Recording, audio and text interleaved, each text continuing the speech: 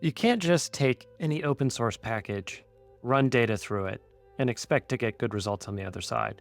This is especially true in the world of media mix modeling, where causal inference matters.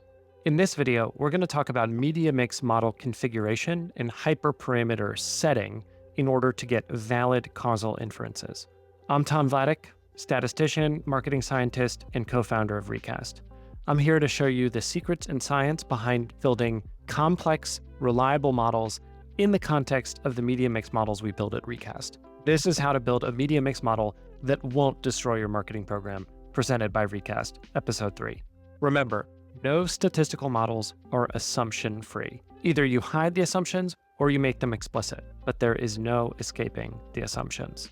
In the case of a media mix model, which is naturally very complex, you'll need to make a lot of assumptions and configure the model in a way that matches your business and the questions you're interested in answering. This configuration includes many things. It might include things like hyperparameters in the model, or priors if you're in a Bayesian setting, but it also includes things like which variables do we include in the model, and what transformations do we apply to the data before it goes in the model at all.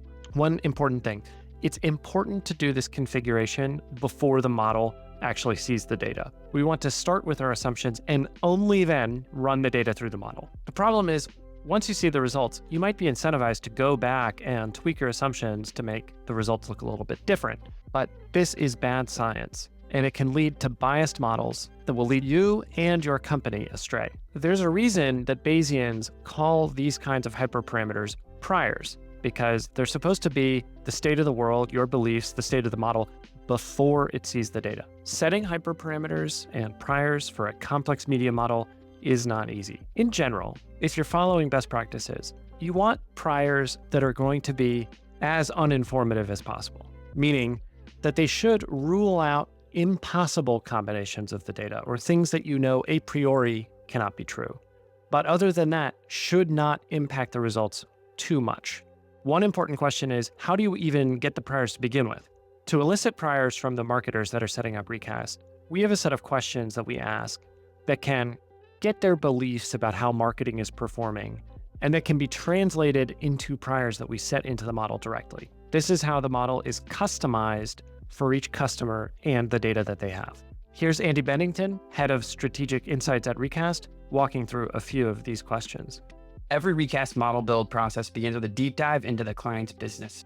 This deep dive ultimately boils down to just a few key questions. Now, before I get into those questions, though, it's important to note that for all of them, we don't expect our clients to have the precise answers to them, because if they did, they wouldn't need to be talking to Recast. Instead, we're asking these questions so we can set those boundaries for the model that reflect the uncertainty that our clients have about their own business. All right, let's get into the questions. Question number one is, how much of your business would remain if you turned off all of your marketing tomorrow?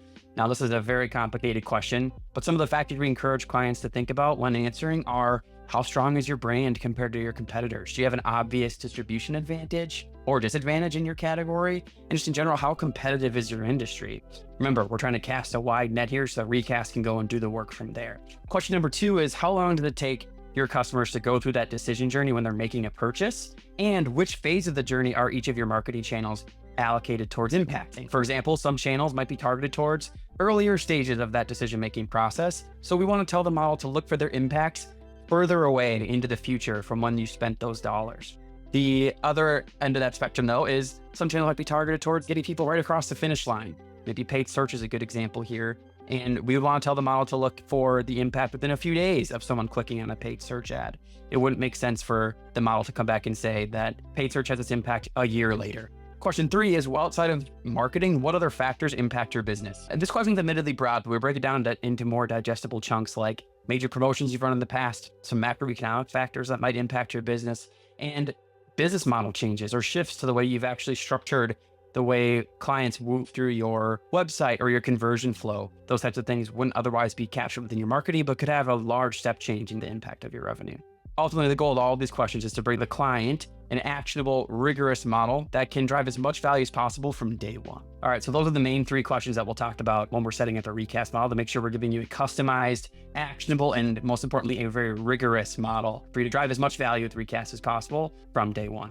But if you're not using Recast, here are a few things that you want to make sure you don't do during this prior setting process. First of all, you don't want to just input data from multi-touch attribution or surveys or ad platforms. These methods are all biased, and you don't want to make sure that their biases flow through into the model. Second, you don't want to just assume that what was true in the past is true today without verifying it first. We often see this as a source of confusion where marketing teams might not have thought enough about how things might have changed with respect to their performance since some exercise many years ago and how things might be different today. That's very relevant to this modeling exercise. At Recast, we like and generally recommend setting broadly uninformative priors that don't bias the model too much. However, it's always important to write down the priors and to present the prior results along with the model results so that any biases in the priors are visible. We think that transparency is incredibly important,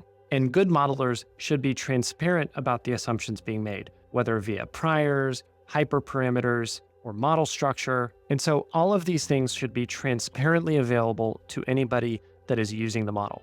So in general, the broad principles for hyperparameter setting are: 1. Start with the most important business questions to answer. 2. Then think about the relevant assumptions that you're willing or not to make within the relevant modeling framework. 3. Try to avoid biasing the model with priors or hyperparameters wherever possible. 4. Be transparent about the assumptions being made whenever communicating results. These are a good start to getting valid causal inferences out of your media mix model. In the next episode, we'll talk about doing a configuration compatibility check as a way to make sure your assumptions are at least somewhat plausible.